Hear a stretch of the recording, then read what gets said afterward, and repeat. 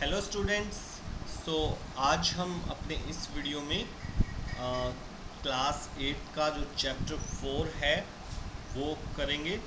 हम इसका एक पार्ट पहले कर चुके हैं, ठीक है, पार्ट 1। तो ये सेकंड पार्ट है। तो जो चैप्टर 4 है, हाइपर टेक्स्ट मार्कअप लैंग्वेज, हमने पार्ट 1 में इसके बारे में पढ़ा था, समझा था कि ये जो हाइपर टेक्स्ट मार्कअप लैंग्वेज है ये क्या होती है, किस लिए यूज़ की जाती है, ठीक है। और इसका एक बेसिक स्ट्रक्चर जो होता है, मतलब जो HTML का हम कोड लिखते हैं, मैंने बताया था, तो वो हम उस बेसिक स्ट्रक्चर में क्या होता है, ठीक है, ये हमने कर लिया था। अब आज के इस पार्ट में मैंने आपको बताया था हम प्रैक्टिकल वर्क करेंगे, तो प्रैक्टिकली एक HTML की फ़ाइल बनाना सीखेंगे, ठीक है। और हम उसमें क्या क्या कर सकते हैं वो सब भी आगे धीरे धीरे चलता जाएगा। अगर वीडियो लंबा होगा, ज़्यादा बड़ा बनेगा, तो हम इसको 2 या 3 और पार्ट्स में डिवाइड कर देंगे, ठीक है। कोशिश करते हैं मैं कम से कम पार्ट्स में इसको रखने की कोशिश करूँगा, ठीक है। तो शुरू करते हैं आज का वीडियो। सो स्टूडेंट, जैसा कि आप मेरी स्क्रीन पर देख ही रहे हैं, ठीक है, एक डेस्कटॉप नज़र आ रहा है। अब मुझे क्या करना है, एक HTML की फ़ाइल बनानी है। तो HTML की फ़ाइल में क्या बनाते हैं, एक वेब पेज, मतलब मुझे एक वेब पेज बनाना है। तो एक सिंपल सा वेब पेज मैं बनाना चाहता हूँ, तो उसके लिए क्या करूँगा, तो उसके लिए हमें जो HTML की कोडिंग होती है वो लिखने के लिए कोई एक टेक्स्ट एडिटर चाहिए होता है। तो हमारे सबके कंप्यूटर में एक जो विंडोज़ ऑपरेटिंग सिस्टम जो भी लोग यूज़ करते हैं उनमें एक नोटपैड नाम का टेक्स्ट एडिटर होता है। तो हम नोटपैड ओपन कर लेते हैं, ठीक है। स्टार्ट बटन पे हमने क्लिक किया और टाइप कर देता हूँ मैं नोटपैड। नोटपैड ये आ गया सबसे ऊपर ही, तो नोटपैड पे क्लिक कर देते हैं। एक बीच में मैक्सिमाइज का बटन है, मैं इसको बड़ा कर लेता हूँ ताकि अच्छे से आपको समझ आ जाए, ठीक है। तो अब इस नोटपैड पे मैंने बताया था जब HTML की हम कोई भी फाइल बनाएंगे तो सबसे पहले क्या लिखेंगे, डॉक टाइप, ठीक है। और डॉक टाइप लिखने के बाद HTML, ये मैंने आपको बताया था, ठीक है। फर्स्ट लाइन में यही होती है, इसको डिक्लेरेशन बोलते हैं, ठीक है, डिक्लेरेशन स्टेटमेंट।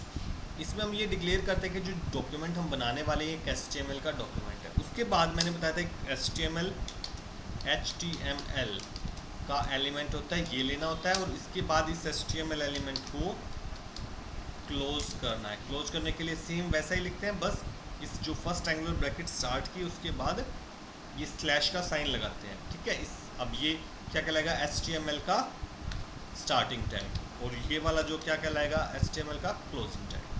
अब हम इस HTML जो स्टार्टिंग टैग है इसके लास्ट में आएंगे और एंटर बटन प्रेस करेंगे।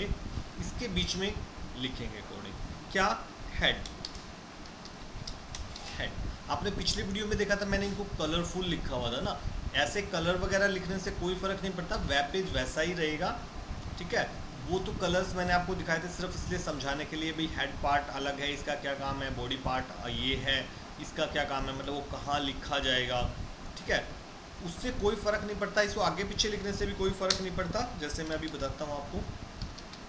हेड, अब ये हेड मैंने स्टार्ट किया और हेड क्लोज किया, ये मैंने बताया था HTML के बीच में ही लिखना है, ठीक है। और अब ये जो हेड है बिल्कुल मैंने यहाँ पर बिल्कुल इसी अलाइनमेंट में लिखा है, सेम सारे। बट अगर मैं चाहूँ तो इस हेड को थोड़ा और आगे करना है तो टैब बटन का यूज कर सकता हूँ। मैंने टैब कर दिया, आगे कर दिया और आगे आगे, ठीक है। एक्चुअली क्या होता है, अगर मैं इसको यहाँ भी रखता तब भी कोई फ़र्क नहीं पड़ता। जब इस ये पूरा वेब पेज बन जाता है, इसकी जो आउटपुट आती है ना वेब पेज, जब हम इसको रन कर दें तो वैसा ही दिखता जैसे अब भी दिखेगा, ठीक है। मैंने इसको यहाँ लिखूँ या यहाँ लिखूँ, इससे कोई फ़र्क नहीं पड़ता, ओके। तो बट मैंने इसको यहाँ पे लिखा, यहाँ पे क्यों लिखा, इसलिए ताकि समझ आ जाए कि कौन सा एलिमेंट किसके अंदर यूज़ किया गया है, ठीक है। क्योंकि जो इतने टैग्स होते हैं ना, जो टैग हमने शुरू किया उसको क्लोज करना जरूरी होता है। अब देखो आराम से मुझे HTML यहाँ पे सारा कोड लिखा हुआ, तो मुझे ढूंढना पड़ेगा HTML कहाँ है, HTML का क्लोजिंग टैग कहाँ है, ठीक है। बट अब अलग अलग यहाँ पे HTML स्टार्ट किया तो HTML को क्लोज कर दे, क्लियरली दिख गया, हाँ HTML स्टार्ट है तो क्लोज भी हो चुका है, और बाकी सारा कोड इसके बीच में ही है, ओके। तो ये हेड लिख दिया। अब हेड के अंदर, ठीक है, अब मैं चाहूँ तो यहाँ पे भी लिख सकता हूँ टाइटल, और टाइटल को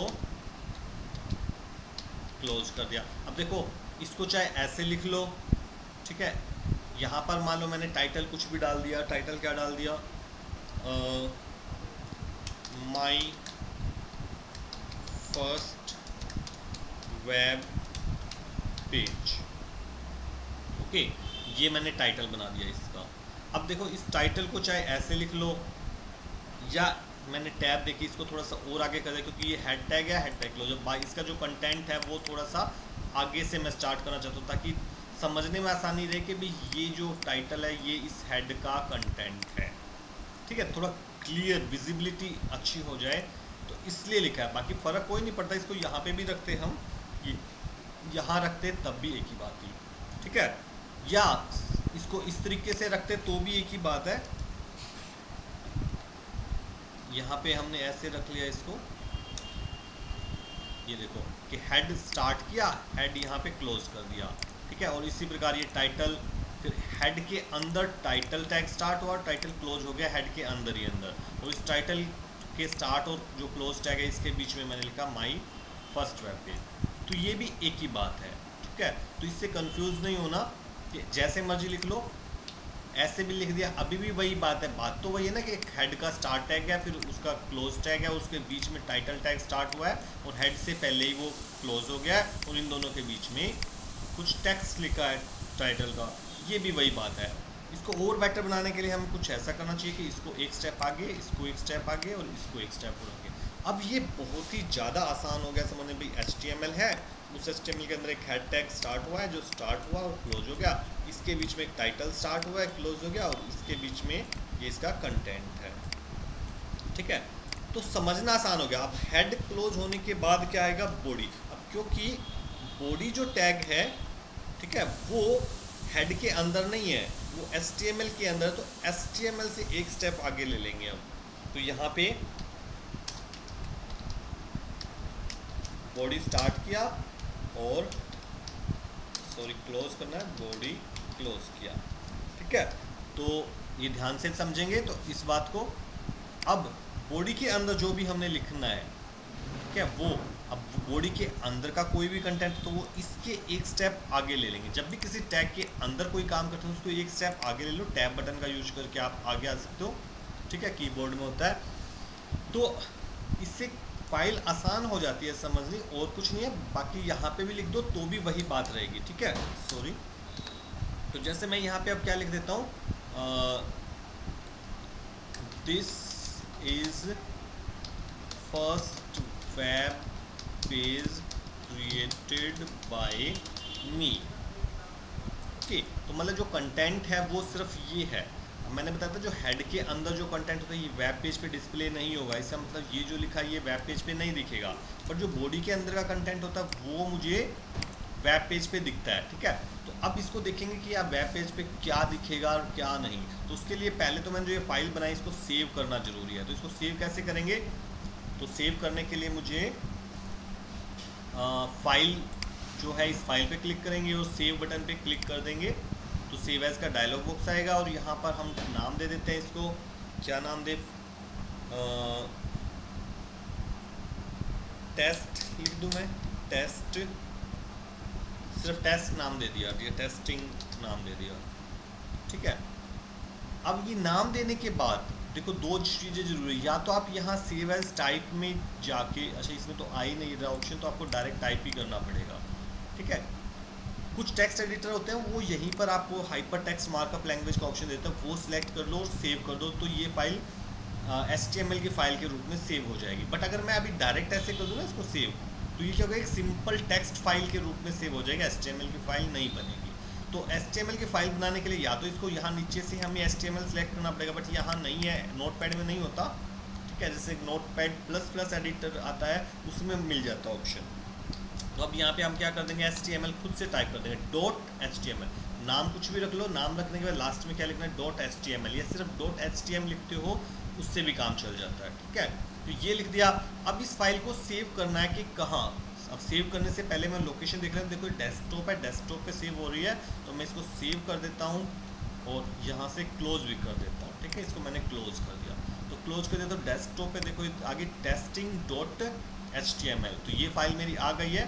ठीक है, अब इसको ओपन कैसे करेंगे, ठीक है, तो जो ये फाइल आई है इसको किसी ब्राउज़र में ओपन करना होता है। मैंने तो बाय डिफ़ॉल्ट सेट कर रखा है कि जो मेरी फाइल्स हैं वो क्रोम ब्राउज़र में, HTML की सारी फाइल क्रोम ब्राउज़र में ओपन। तो मैं इसको डायरेक्ट डबल क्लिक करूँगा, जैसे मैंने डबल क्लिक किया तो ये मेरा क्रोम ब्राउज़र ओपन हो गया और इसमें ये जो फाइल है ये यहाँ पर आ गई। ठीक है, अब इस पे देखो क्या शो हो रहा है, सिर्फ this is first web page created by me, जो मैंने लिखा था सिर्फ वो लिखा हुआ है।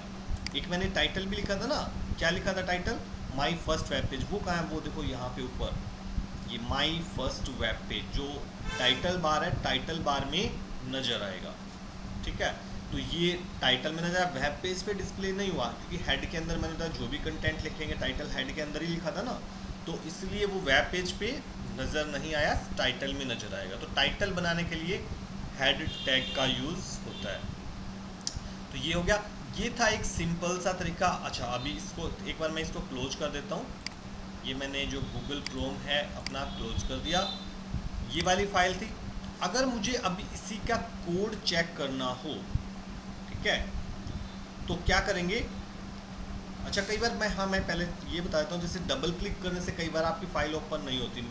ठीक है, हो सकता है आपने डिफ़ॉल्ट ब्राउज़र सेट ना कर रखा हो, तो आप ऐसे भी कर सकते हो, राइट क्लिक करो, ओपन विद में जाओ और यहाँ पर आपको आपके जो ब्राउज़र हैं वो दिख जाएंगे, जैसे Firefox, Google Chrome, internet explorer, किसी और में भी ओपन कर सकते हो। जैसे मैं इंटरनेट एक्सप्लोरर में ओपन करके दिखाता हूँ, मैं इस पर क्लिक करता हूँ तो ये मेरा इंटरनेट एक्सप्लोरर आ गया। तो इसमें भी देखो वेब पेज वैसा ही दिखा, माई जो वो लिखा था वहाँ पे, यहाँ पे वही लिखा आ रहा है और ये my first web page title bar के अंदर लिखा आ रहा है। ठीक है, तो आप किसी भी ब्राउज़र में ओपन कर सकते हो, हर ब्राउज़र में ये सेम पेज ही दिखेगा। ओके, तो इसको क्लोज कर देते हैं। तो आपको पता लग गया ना, HTML की फाइल बनाने के बाद उसको ओपन विद करना पड़ेगा किसी न किसी ब्राउज़र में। एच भी एक ब्राउज़र ही है, फायरफॉक्स भी एक ब्राउज़र है। फायरफॉक्स में ओपन करके दिखा देता हूँ आपको मैं। फायरफॉक्स में ये देखो यहाँ पे भी वैसा ही शो हो रहा है। तो ये समझ में आ गया। तो जो HTML के पेजेस बनते हैं उनको हम कैसे देख पा सकते हैं, उनकी आउटपुट को हम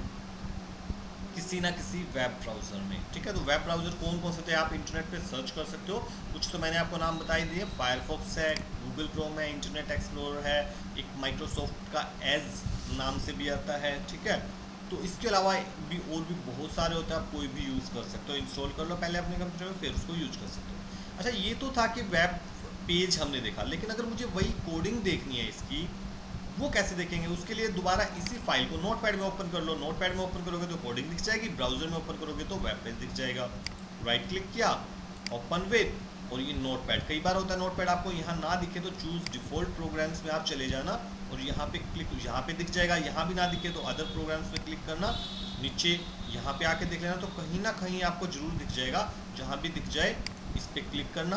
और ये ऑलवेज यूज़ जो लिखा है, ये अगर टिक होगा ना तो हर बार आपकी फाइल डबल क्लिक करने से इसी में ओपन हो जाए। जैसे नोटपैड को सिलेक्ट करके मैं ओके करता हूँ और ये भी टिक है, तो बार बार ये नोटपैड में ही ओपन होगी। जैसे मैंने ओके कर दिया, ठीक है, अब एक बार ओपन कर दिया, ओपन तो हो गई, बट मैं इसको क्लोज करता हूँ तो अब क्या देखो, ये यहाँ पे नोटपैड का साइन आ गया। मैं डबल क्लिक करता हूँ तो डायरेक्ट नोटपैड में ही ओपन होगी। जबकि मैं क्या चाहता था, ये डबल क्लिक करने से किस में ओपन हो, वेब पेज में, सॉरी गूगल क्रोम में। तो यहाँ पे जाके हम चूज़ डिफ़ॉल्ट प्रोग्राम पे जाएंगे और गूगल क्रोम को सिलेक्ट करके इसको टिक कर देंगे और ओके। ठीक है, अब ये आगे से हमेशा गूगल क्रोम में ही ओपन हुआ करेगी। ठीक है, तो अब जैसे मर्जी आप कर सकते हो। इस डिफ़ॉल्ट प्रोग्राम को भी बार बार चेंज कर सकते हो आप चाहो तो। ठीक है, जैसे अभी एक बार नोटपैड सेट कर दिया था, अब दोबारा फिर से क्रोम मैंने सेट कर दिया है। ओके, तो अब ये समझ में आ गया कि जो एक फाइल बनती है वही वेब पेज होती है और वही सोर्स कोड होती है। यही फाइल आपका कोड है HTML का और यही आउटपुट है। अगर इसको आप ब्राउज़र में ओपन करोगे तो आउटपुट दिखेगी, इसी को आप नोटपैड में ओपन करोगे तो आपको कोडिंग दिखेगी। ठीक है, तो चलो, ये था आज का एक मैंने बेसिक थोड़ा सा स्टार्टिंग बता दिया कि कोई भी प्रोग्राम हमें बनाना है HTML का, यानी वेब पेज क्रिएट करना है, HTML की फाइल बनानी है, तो हम इस तरीके से बनाएंगे। तो नेक्स्ट वीडियो में अब जो है वो मैं आपको समझाऊंगा कि बहुत अलग अलग, मतलब हम क्या क्या चीज़ें बना सकते हैं HTML। तो बिल्कुल सिंपल सी बनाई, जिसमें एक लाइन मैंने लिखी थी बॉडी कंटेंट में। ठीक है, उसके अलावा ना कोई टेबल बनाई है, ना कोई पैराग्राफ लिखा है, ना और कुछ। तो आगे आने वाली फाइल्स में मैं आगे आने वाली वीडियोस में मैं आपको डिफरेंट चीज़ें करके दिखाऊंगा, बट ये बार बार सेव करना ये नहीं सिखाऊंगा, ठीक है। अगले वीडियोस में मैंने पहले से ही कुछ फाइल बना के तैयार कर लूँगा, जल्दी जल्दी उनको ओपन विद करूँगा, कभी नोटपैड और कभी उसको ओपन करूँगा ब्राउज़र में, तो उसकी आउटपुट दिखाने के लिए, ठीक है। तो इससे हमारा टाइम बचेगा। इस चीज़ को अच्छे से समझ लेना कि फ़ाइल कैसे बनाते हैं, सेव करते हैं, ओपन कैसे करते हैं। तो आगे आने वाले वीडियो में थोड़ा सा जल्दी क्विक वर्क करेंगे ताकि हमें आसानी से समझ आ जाए, टाइम भी कम लगे। तो मिलते हैं नेक्स्ट वीडियो में। Till then bye bye and take care.